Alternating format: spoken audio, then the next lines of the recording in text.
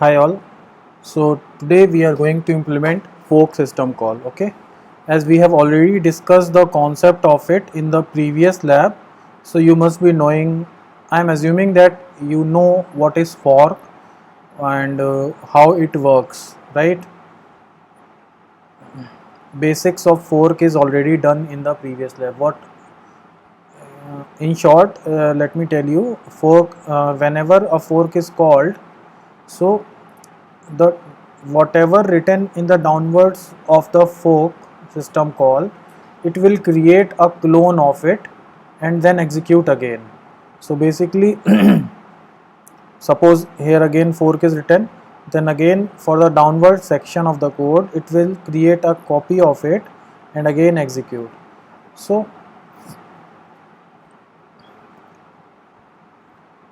we have already seen how fork works. For example, let's say, so let me tell you the whole process how we are going to do. We will be performing our lab in the Linux, okay, or basically Ubuntu software. So you must be ready with your systems with Ubuntu installed into it, right? So first of all, first point is you have to go to the terminal,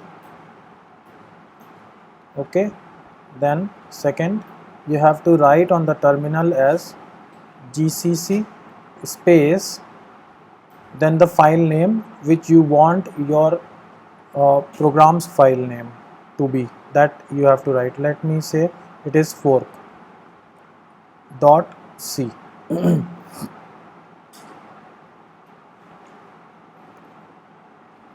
Basically this is for compiling. Before compiling you have to actually this is the third process, okay. Second process, this is for compilation of the C program. Now in the second process, what we will be doing, we will be writing the program. Where we will be writing? On the gedit software, right? It is already installed in the Linux operating system and it is of GNOME, right? Gedit space file name which you want to keep it .c. When you press the enter here, it will create the fork.c file, and in that file we have to write the code. How the code will be written? Simply C program will be written. I'll show you how it will be done.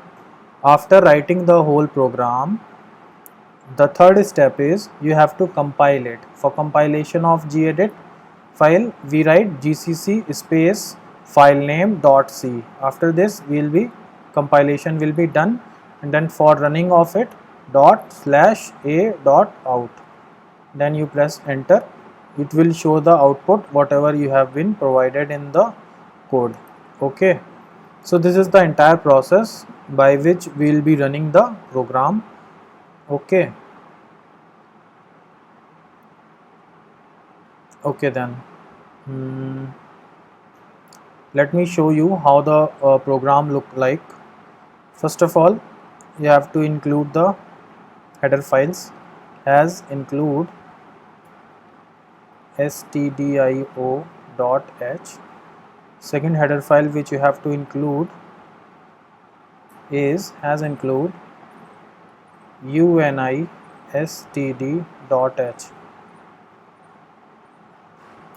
This is for standard input output header files, and this is for the system call which is fork. For the fork system call you have to include this header file, okay. So these are the header file, basic header files which we will be requiring for the code, okay. Then normal main function will come, int main. In that, simply if you write, let me write fork, this is the system call, so it itself is a statement, semicolon written here, okay. Now printf, today is Friday, let me write Friday here,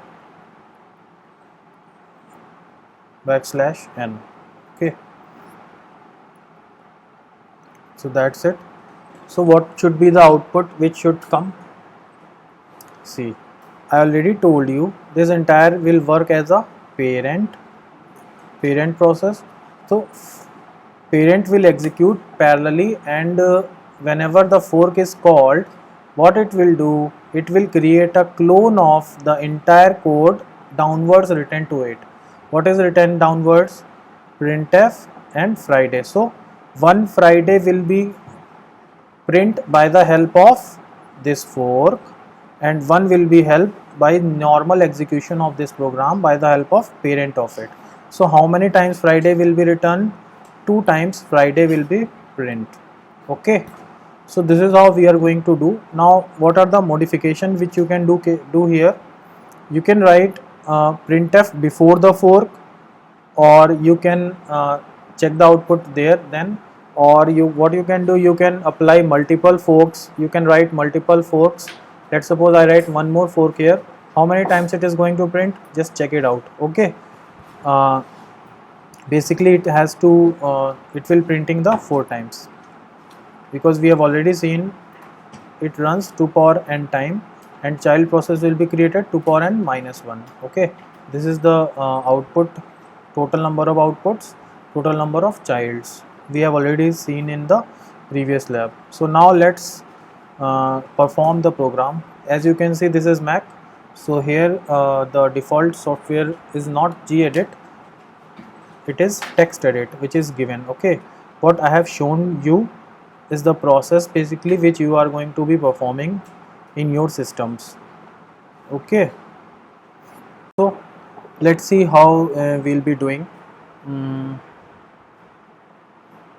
So what I have done till now is, you can see here OS lab folder is made, and in that folder I have created one C file with name os1.c. What is written in that? Simply what we have discussed till. Same code I have written here, right? Two header files are there, main method is there, fork call is there, and what so tell me what should be the output? Fork system call and fork system call 2 times. Why? Because one fork is written. Okay, this should be the output which is to be coming. So how it is to be run? So let's open first terminal. Okay, basically you can see we are at Saurabh MacBook Air, so we have to go to the path where our file is present, and our file is present onto the desktop within the OS lab folder, right? So basically we have to go to desktop, so that is why I'm writing cd space desktop slash OS lab.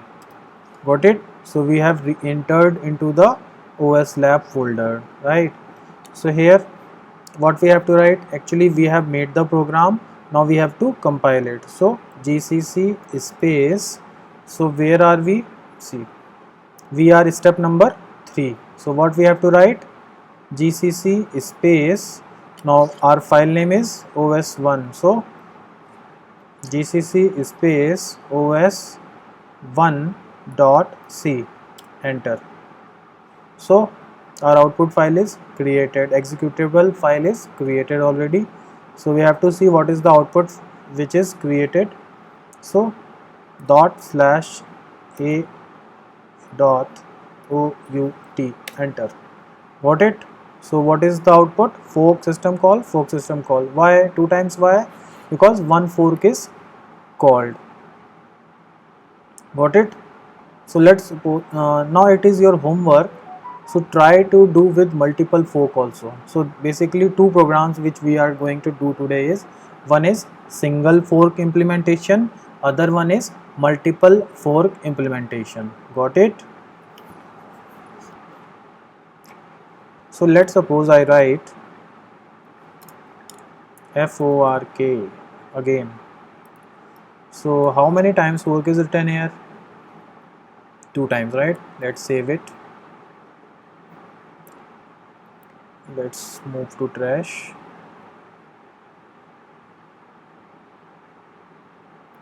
So gcc space os1 dot c. Okay, dot slash a dot out.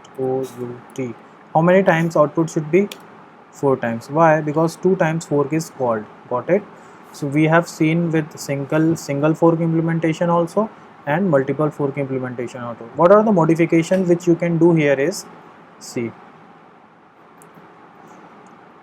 if you write this print statement in between these forks, above these forks, so many ways you can play with the program and you can see the output which is going to be generated.